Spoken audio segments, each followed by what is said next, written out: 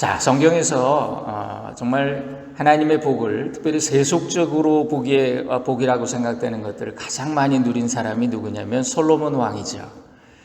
그 많은 복을 받은 전설적인 솔로몬 왕. 그런데 말년에 그가 누리던 그 모든 것들, 부귀영화, 수많은 그 여인들, 좋은 것들이 처음에 복이라고 생각됐는데 그것으로 인해 하나님과 멀어졌어요. 그것 때문에 하나님 앞에 범죄했어요. 솔로몬이 많은 이방 여자들과 정치적인 결혼을 하다 보니까 그 여인들이 왕의 마음을 돌아서게 했다. 그렇게 되어 있어요, 성경에. 여러분, 우리가 좋은 것들, 이 땅에서 누리는 것들 복이라고 생각하지만 그것으로 인해 하나님과 멀어진다면 그건 복이 아니라 오히려 저주가 될 수도 있다는 거죠. 하나님은 아히야 선지자를 통해서 다윗 왕국이 이제 나뉘어질 것이다 예언으로 주셨습니다. 근데 그 말씀대로 에브라임 출신 여로보암이라고 하는 사람을 중심으로 그가 북쪽의 10지파를 규합을 해서 반역을 이끌어요. 그렇게 해서 통일 왕국이 솔로몬의 사후에 그 아들 르호보암 왕 때에 남과 북으로 나뉘어지게 됩니다. 북이스라엘, 남유다 이렇게 말합니다. 열왕기상 12장에 보니까 온 이스라엘이 여로보암이 돌아왔다 함을 듣고, 이 여로보암은 누구냐면 북왕국 에브라임 지파에 속한 솔로몬 시대에 아주 촉망받던 젊은이였어요. 그래서 솔로몬이 그를 높은 관리로 세웠던 그런 사람이었는데 너무 똑똑하니까 왕이 견제를 해요, 자꾸. 그러니까 이 사람이 야, 내가 잘못하면 죽겠다 싶어서 이집트로 망명을 했었어요. 근데 그가 그 솔로몬 왕이 죽고 그 아들이 왕이 됐다는 그 얘기를 듣고 다시 이제 돌아와서 그 사람 여로보암이 돌아왔다 함을 듣고 사람을 보내 그를 공회로 청하여 온 이스라엘의 북이스라엘 지파의 왕으로 삼았다. 유다 지파 외에는 다윗의 집을 따르는 자가 없으니라 이렇게 되어 있습니다. 여러분, 다윗 왕의 가문은 유다 지파만 남게 된 거예요. 그런데 이 남유다와 북이스라엘로 갈라질 때 남유다에 합세한 지파가 하나 있었는데 베냐민 지파예요. 역대하 11장 오늘 우리가 읽었습니다. 르호보암이 예루살렘에 이르러, 이제 르호보암이 왕이 되어가지고 아니 저것들이 10지파나 떨어져 나가서 이제 반역을 일으켰단 말이야. 그러면서 유다와 베냐민 족속을 모아요. 그래서 군사를 일으킵니다. 택한 용사가 18만 명이다. 그들이 이스라엘과 싸워 나라를 다시 회복하려고 르호보암에게 돌리려 하더니 그랬어요. 그러니까 르호보암이 즉위해서 북이스라엘을 정벌해야 되겠다. 저들을 힘으로 다시 찾아와야 되겠다. 그래서 군대를 일으키지만 예언자를 통해서 하나님이 만류하세요.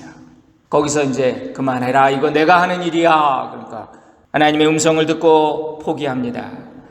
12절인데요. 유다와 베냐민이 르호보암에게 속하였더라. 이렇게 돼요. 다윗 가문인 유다 지파와 사울 가문인 베냐민 두 지파가 남왕국 유다를 이루게 됩니다. 여러분, 다윗 가문인 유다 지파가 10지파가 떨어져 나가면서 위기에 빠지니까 도움이 절실할 때 베냐민 지파가 말이죠, 유다 편에 붙었어요. 왜 그랬을까? 궁금하지 않으세요? 네. 지리적으로 보면요, 유다 지파 남쪽에 있고 그 위가 바로 베냐민이에요. 경계라고 볼 수 있죠. 그 위는 다 북이스라엘 지파입니다.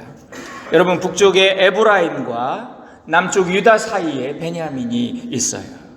여러분, 베냐민은 초대 왕이었던 사울의 가문입니다. 또 북이스라엘의 대표 지파가 요셉 지파잖아요. 요셉이 제일 복을 받고 그래서 그 아들 므낫세와 에브라임이 복을 이어받아가지고 요셉 지파라고 하지 않고 두 지파의 몫을 주신 거예요. 그래서 두 지파가 됐어요. 므낫세와 에브라임이 됐어요.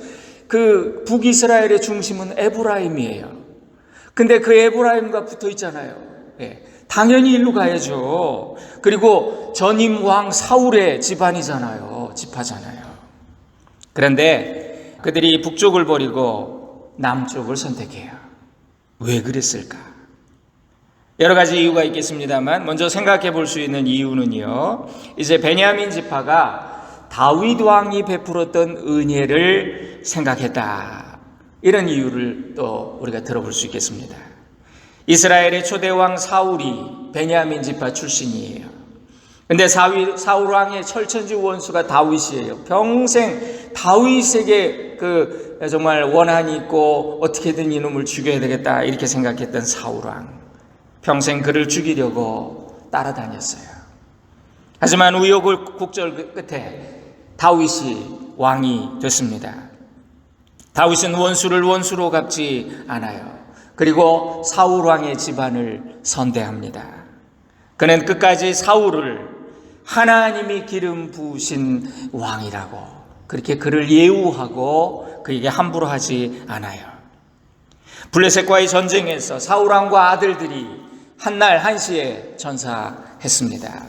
그때도 다윗은 곡을 하고 또 성대한 장례를 치러줘요. 다윗이 왕이 된 후에도 사울의 자손 중에 남은 자가 없느냐? 혹시 다 죽은 것 같은데 어디 남은 자가 없느냐? 예, 요나단의 아들 무비보셋이라고 하는 사람이 저기 어디 광야 로드발이라고 하는 것을 숨어서 산답니다. 찾아오너라. 당장 찾아오너라.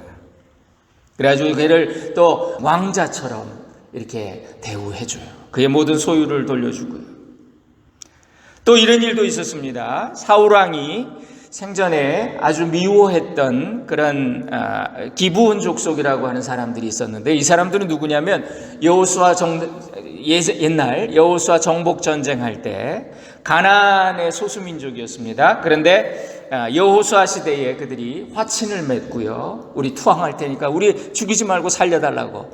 그래서 이제 그들을 노예도 삼고 공식적으로 하나님이 그렇게 인정해 주셨습니다. 그 이스라엘에게 편입시켜라. 그렇게 해가지고 이제 살던 그런 소수민족이 있어서 기브온 족속. 그런데 사울 왕은 어떤 개인적인 원한이 있었는지 이 기브온 족속을 너무너무 미워했어요. 그래서 이 사람들을 싹 쓸어버려야 되겠다. 내가 왕으로 있는 동안에 인종을 청소해야 되겠다. 이런 생각으로 그들을 많이 죽입니다. 기브온 자손들은 이런 한이 있어요. 그래서 늘 하나님 앞에 원망하고 기도하고 우리가 새벽 기도 때 그 말씀 나눴는데 사람을 죽이면요 그 피가 땅에서 하나님께 호소한다 그랬어요. 그래서 하나님이 그걸 들으셨어요. 그래서 다윗 왕 시대에 큰 흉년이 듭니다. 사울 왕이 기브온 족속에게 행한 악행 때문에 너희가 같이 고난을 받아라. 그래서 흉년이 있었어요. 그때 기브온 사람들의 한을 풀어주기 위해서 어떻게 하면 당신들 한이 풀리겠습니까? 사울 집안의 남은 자 중에 남자들 5명을 우리에게 주시오. 그들을 우리가 희생 제물로 목매달면 우리의 한이 풀릴 것입니다. 그래서 그때 사울 집안의 남은 남자들 중에 5명이 목이 달리는 그런 일이 있었어요. 그때도 다윗은 그 베냐민 지파 죽은 사람들을 위해서 그들을 아무도 손대지 않으려고 하는 걸 신이 시체를 거둬다가 정성껏 장례를 치러줘요. 그러니 베냐민 지파의 입장에서는 얼마나 고마웠겠어요. 그죠? 다윗 왕이 됐을 때 정황상으로 보면요 사울의 가문인 베냐민 지파는 완전히 멸절되어야 될 운명이었습니다. 우리나라도 보세요. 옛날에 고려 왕조가 멸망했을 때 왕씨들 다 잡아서 다 죽였다 그러잖아요. 그래서 왕씨들이 성을 바꾸고 말이에요. 전씨로 바꾸고 옥씨로 바꾸고 점 찍어가지고 막 이렇게 그런 게 이게 역성혁명인 거죠. 그런데 여러분 그들이 저지른 만행도 얼마나 다윗을 괴롭혔는지 몰라요. 베냐민 지파 사람들이. 다윗의 인생의 최대 위기가 아들 압살롬이 반란을 일으켜가지고 궁궐을 버려두고 도망가잖아요. 그때 베냐민 지파 사람들이 이제 다윗은 이제 끝났다 그러면서 와가지고 모욕을 하고 저주를 하고 그때도 베냐민 사람들이 얼마나 다윗한테 악행을 했는지 몰라요. 여러 가지 이유로 다윗이 베냐민 지파를 좋아할 이유가 없어요. 그런데 다윗은 왕이 된 후에 사울의 집안 베냐민을 계속해서 선대합니다. 이것은 다윗이 자기의 절친 사울 왕의 아들이었던 요나단과 맺은 약속이 있었기 때문이에요. 요나단은 자신의 자리를 포기하면서까지 아버지가 이 미련한 놈아, 다윗이 잘 되면 네가 죽는 거야 이놈아, 그러면서 아버지가 그렇게 얘기한다. 아버지, 하나님이 다윗을 왕으로 정하신 것 같아요. 나는 아닌 것 같아요. 이러면서 말이죠, 자기 자리를 양보하는 거예요. 다윗한테.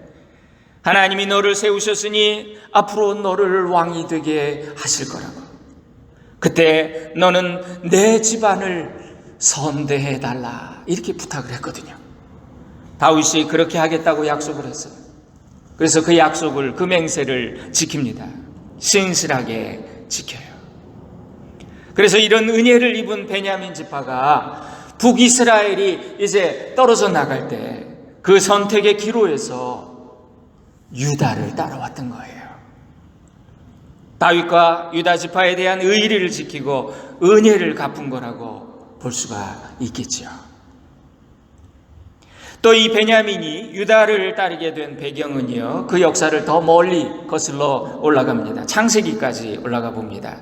거기 보면 요셉과 베냐민의 이야기가 나옵니다. 야곱의 12아들들 중에 같은 어머니 라헬의 소생이에요. 요셉은 자기 같은 엄마에게서 난 동생 유일한 베냐민이 너무너무 사랑하고 보고 싶고 유일한 핏줄인데, 요셉은 나중에 두 몫을 받았어요. 그래서 요셉 지파가 아니라 므낫세와 에브라임 지파 두 지파로 됐어요. 당연히 베냐민은 그러면 그 에브라임과 므낫세가 있는 북이스라엘로 붙어야 그게 당연한 거 아니에요? 더 가까운, 심정적으로 더 가까운 거잖아요. 핏줄이니까. 근데 요셉이 베냐민을 이집트로 데려오려고 얼마나 애를 많이 썼습니까? 형제들한테 그 마음을 시험해 보기 위해서 너희들 스파이가 아니냐 그러면서 집안 사정을 물어봤더니, 예, 저희 막내가 하나 아버지 밑에 있는데 아버지가 지금 끼고 삽니다. 우리 형제 하나는 또 죽었어요. 이러면서 얘기를 하는데, 그들의 마음이 어떤지 요셉이 그들을 시험했지요. 그러니까 여러분, 베냐민 지파는요 자연스럽게 북왕국하고 가까울 수밖에 없어요. 왜? 형님의 요셉의 지파잖아요. 다들 요셉 지파가 북왕국의 리더격이거든요. 북이스라엘의 초대왕 여로보암이 에브라임 지파 사람이에요. 네. 종종 에브라임을 북왕국의 대표로 그렇게 성경에 기록한, 에브라임은 그래요. 북왕국을 가리킬 때. 여러분, 더욱이 북왕국 이스라엘 에브라임이 있는 세겜을 수도로, 새 수도가 예루살렘 남유다, 그리고 북왕국의 수도는 세겜이에요. 거기가 또 에브라임 지역이에요. 당연히 베냐민 지파가 여로보암과 북왕국을 지지하는 거, 이거 모두가 보기에 자연스러운 상황이에요. 그런 입장이에요. 그럼에도 불구하고 베냐민이 유다를 따라왔다. 이 수수께끼를 풀기 위해서 우리가 창세기를 살펴볼 필요가 있습니다. 우리가 아는 대로 이제 요셉이 총리가 돼서 곡식 사러 온 형들을 시험하려고 요셉이 자기 정체를 감추지요. 볼모로 한 사람을 잡아두려고 베냐민한테 일부러 자기의 금잔을, 이제 형제들의 그 곡식 사가지고 가는 자루 주머니에다가 말이죠, 자기 금잔을 베냐민 그 자루에다가 넣어놓은 거예요. 그래서 베냐민이 자기 금잔을 훔쳤다고 그렇게 누명을 씌우지요. 그때 형제들 중에 나서서 탄원한 이가 있었으니 그가 누구냐면 유다예요. 유다가 뭐라 그러냐면, 총리 앞에, 요셉 앞에 뭐라 그러냐면, 이 아이 베냐민은 제 아비가 특별히 사랑하는 아들입니다. 아비의 생명과 이 아이의 생명이 서로 연결되어 있다고 해도 과언이 아닙니다. 이제 저희가 아버지한테 돌아가는데 베냐민을 데리고 가지 않으면 우리 아버지 충격받아서 돌아가실지도 몰라요. 저 아이를 우리가 이곳에 데리고 오기 전에 이 소인이 아버지에게 약속을 했습니다. 반드시 이 아이 꼭 살려서 무사히 데리고 오겠노라고. 그렇지 않으면 영원히 아버지에게 내가 죄인이 될 것이라고 하고 그렇게 약속을 하고 데려왔습니다. 이 아이 베냐민을 데려가게 해주세요. 대신 저 아이를 대신해서 제가 인질로 남겠습니다. 제가 당신의 종이 되겠나이다. 창세기 44장에 이런 이야기가 있어요. 그때 유다는 죽을 각오를 하고 총리에게 탄원을 했던 거죠.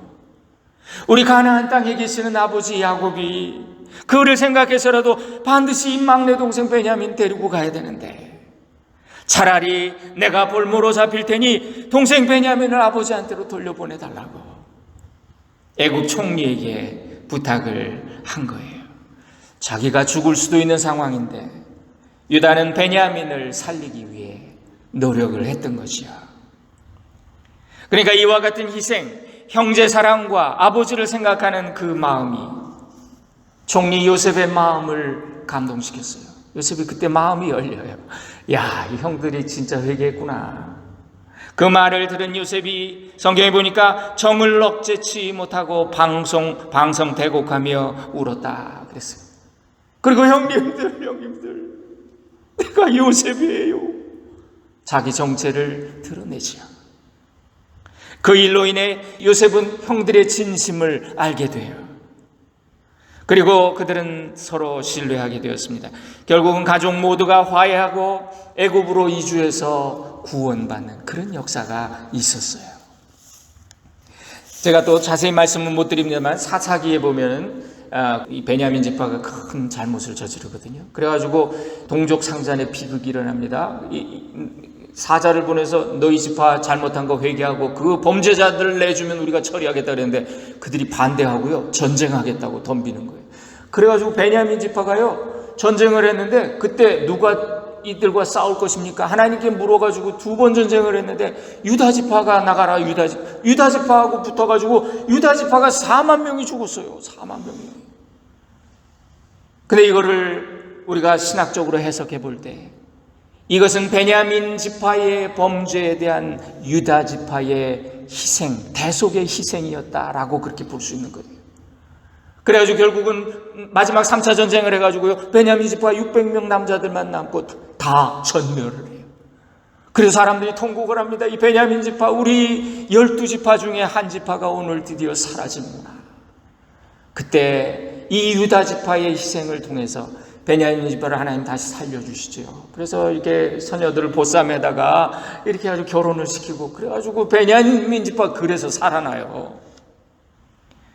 여러분, 그게 이토록 놀라운 유다 지파와 베냐민 지파의 특별한 인연, 하나님의 구원의 역사를 보여주는 거죠. 하나님의 섭리. 그런데 이 관계가요, 구약을 지나 신약으로 이어집니다. 예수님이 어디서 오셨나요? 유다 지파에서 오셨어요. 다윗의 가문 유다 지파에서 예수님이 나셨어요. 그런데요, 신약에서 예수 그리스도에 대해서 가장 많이 헌신하고 수고하며 그를 소개했던 사도 바울이 베냐민 지파예요. 놀랍게도 예수님은 유다 지파에서 나셨습니다. 바울은 베냐민 지파 출신이에요. 베냐민 지파 사울 왕이 유다 지파 다윗을 핍박했던 것처럼 베냐민 지파 바울이 사울이었죠. 다윗의 자손 예수님을 핍박해요. 이거 어떻게 이렇게 맞지? 이 사람도 사울이잖아. 원래 이름이 사울. 사울이 다윗의 자손 예수를 핍박한 거예요. 바울은 회심하기 전에 사울이라고 하는 이름으로 예수 그리스도를 핍박했던 아주 살기등등한 그런 인물이지요. 대적자. 그런데 예수님은 이런 사울을 찾아와 주셨어요. 빛 가운데 찾아오셔서 사울아, 사울아 만나 주시고, 그 이후로 이 둘 사이는 대적의 관계에서 사랑의 관계로 바뀌었어요. 왕국이 분열됐을 때 베냐민 지파가 다른 10지파와 달리 유다 지파를 따라왔던 것처럼 바울도 12사도 그 누구보다도 더 주님을 사랑해서 마지막까지 끝까지 순교하기까지 신약에서 제일 가는 복음 전도자가 됐지요. 그는 살아도 주를 위해 살고 죽어도 주를 위해 죽는, 그러니까 베냐민 지파의 바울은 그 누구보다 유다 지파 다윗의 후손인 예수님의 영원한 왕국을 돕는 충실한 그런 일꾼이 된 거예요. 그러니까 유다와 베냐민, 이 관계는요, 성경을 통해서 드러나는 하나님의 구원의 역사, 이걸 구속사라고 합니다. Salvation History, 구속사. 그리고 하나님의 경륜, Dispensation of God, 하나님의 그 Providence, 섭리, 이런 걸 보여주는 귀한 사건이. 베냐민 지파는 하나님과 원수된 죄인, 하나님을 반역하고 끝없이 하나님 앞에 도전하는 우리 인간을 가리켜요. 유다 지파는 그 죄인을 용서하시고 회복시켜 구원하시는 예수 그리스도를 상징하는 거예요. 요한복음 5장에 보니까 너희가 성경에서 영생을 얻는 줄 생각하고 성경을 연구하거니와 이 성경이 곧 내게 대하여 증언하는 것이니라. 예수님이 말씀하셨어요. 모든 성경은 다 나를 가리키고 있다. 이 말씀은 신구약 성경 전체가 예수님을 가리키고 또 예수님에 대해서 증언하고 있다는 그런 말씀이에요. 성경은 모든 스토리가 예수님을 중심으로 풀리고 또 해석이 되는 거예요. 예수님은 이런 말씀하셨습니다. 요한복음 5장에 보니까 너희가 모세를 믿었더라면 나를 믿었으리니 이는 그가 내게 대하여 기록하였음이라. 여러분, 모세가 예수님에 대해서 기록했대요. 그러니까 창세기를 비롯한 모세오경 그 구약의 대부분이 다 예수님을 가리키는 내용으로 기록되었다는 말씀이죠. 그러니까 성경 전체의 내용이 예수 그리스도를 통한 하나님의 구원의 역사를 우리에게 보여주신다는 것. 그래서 구약의 스토리 모든 걸 통해서 예수 그리스도 중심으로 그걸 보아야 되고 해석해야 되고 그걸 풀어야 되는데, 그렇게 하지 못하면요, 구약은 그냥 유대교의 경전인 것 뿐이고요, 유대인의 역사밖에는 안 되는 거예요. 그래서 여러분, 요즘도 그런 얘기 하잖아요. 왜 기독교가 유대교의 경전 구약을 붙들고 있냐? 그 필요 없다. 이거 기독교 초기부터 나온 이단 사상이거든요. 구약은 그 전체가 신약의 예수 그리스도를 가리키고 있다. 그걸 증언하고 있다는 거예요.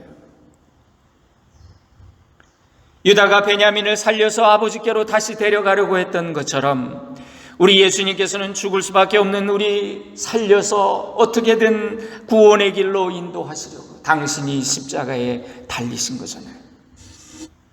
이런 예수님의 복음 사역의 본질, 그 사랑을 알려주시려고 성경은 창세기부터 전체 스토리를 통해 유다와 베냐민의 관계를 우리에게 보여주는 거예요.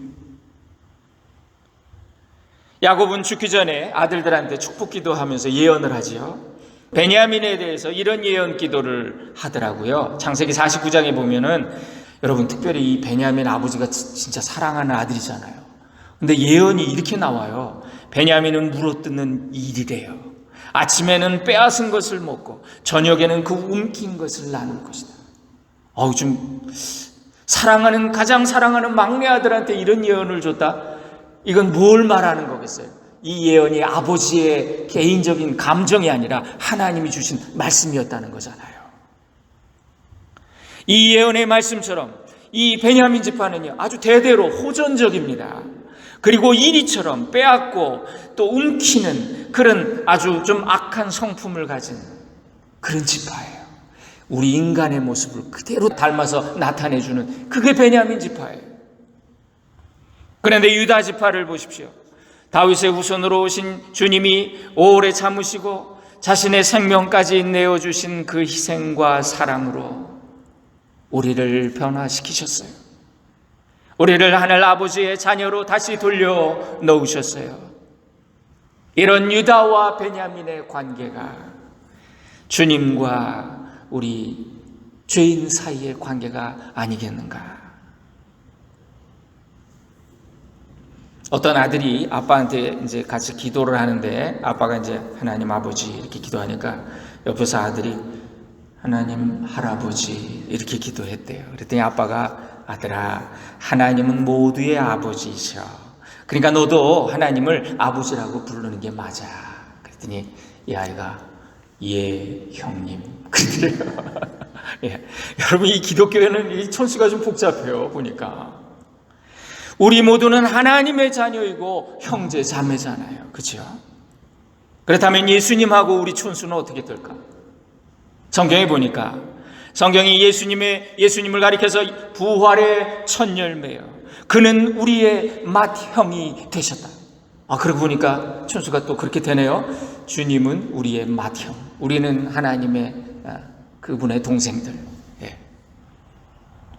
그분은 마치 유다처럼 자신이 희생하여 동생 베냐민을 살리는 그런 형님이 되신 거예요. 이것이 유다가 복을 받은 이유이기도 합니다. 메시아가 유다 지파 후손으로 오신 이유이기도 해요.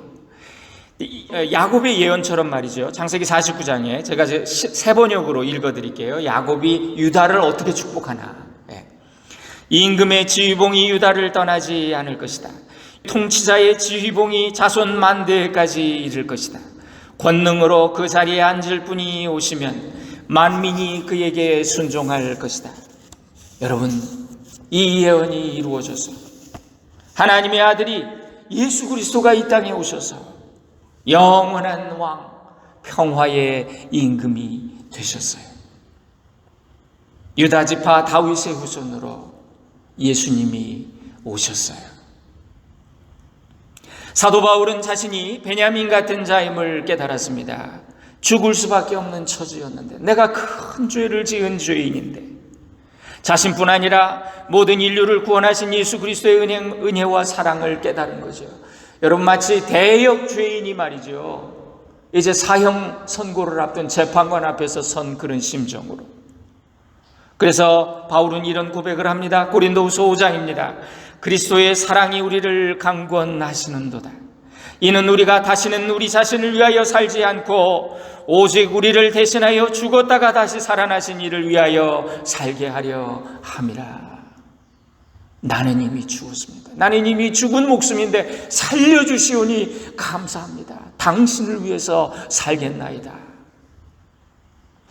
디모데전서 1장에 보면 사도 바울은 나를 능하게 하신 그리스도 예수 우리 주께 내가 감사함은 나를 충성되이 여겨 내게 직분을 맡기심이니 내가 전에는 비방자요 박해자요 폭행자였으나 도리어 긍휼을 입은 것은 내가 믿지 아니할 때에 알지 못하고 행하였기 때문이다.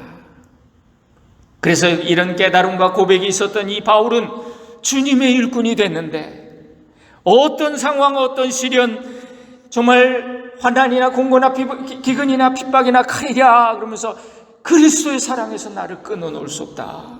나는 그분만 따라간다. 나는 여기 붙는다. 난 누가 뭐라 그래도 난 이분 따라간다. 그는 주님을 위해 죽는 자리까지도 따라간 충성스러운 일꾼이 됐던 거예요. 베냐민 지파가 끝까지 유다 지파를 따랐던 것은, 그러니까 혈육을 생각하면 말이죠, 핏줄 생각하면 형 따라가야 되잖아요. 에브라임 따라가야 된다고요. 그런데 더 혈육보다 더 끈끈한 그 사랑이 있었기 때문에 우리는 유다 따라간다, 우리는 예수님 따라간다, 이렇게 된 거예요. 예수님이 세상에 오셔서 십자가에 희생하시기까지 우리를 사랑하셨어요. 우리를 하나님 아버지께로 데려가시고자 그 동생 데려가려고 했었던 유다처럼 말이죠, 희생하신 그 예수님, 그 사랑을 받은 베냐민 같은 우리가 그리스도와 이 성도의 관계, 정말 피보다 더 뜨거운 그런 은혜로 맺어진 관계. 여러분, 피는 물보다 진하다 이런 말이 있잖아요. 근데 피보다 더 진한 것이 은혜다라는 거예요. 유다와 베냐민의 관계는요, 창세기부터 이어지는 하나님의 이 구원의 역사, 이 구속사의 섭리를 보여주고 있습니다. 열 지파가 배반해서 여로보암의 길로 갔지만 여전히 유다 지파를 따라갔던 베냐민처럼 우리 그리스도의 구원의 은혜를 받은 우리 성도들, 어떤 상황에서도 나는 예수님 따르겠다고, 나는 예수님께 충성하겠노라고, 나는 그분에게 속한 자로 살겠다고 예수님의 사람들이 되어야 합니다. 오늘 끝까지 예수님과 함께 가고 예수님 앞에 충성하는 저와 여러분, 우리 모두가 될 수 있기를 주님의 이름으로 축원드립니다. 기도하겠습니다. 사랑하는 주님, 주님은 많이 용서받은 자가 많이 사랑한다고 하셨습니다. 그 사랑받은 사람만 그 사랑을 안다고 하셨습니다. 주님, 우리가 그 사랑을 깨닫게 하옵소서. 유다와 베냐민을 통해 하나님의 구원의 경륜을 봅니다. 10지파가 배반했을 때도 여전히 다윗의 길로 쫓았던 베냐민처럼 우리도 주님 앞에 변함없이 충성하는 일꾼 되게 하옵소서. 바울이 베냐민 지파 바울이 유다 지파의 사자 되신 예수 그리스도를 끝까지 따랐던 것처럼 우리도 주님 끝까지 따르게 하옵소서. 예수님의 이름으로 기도 올립니다. 아멘.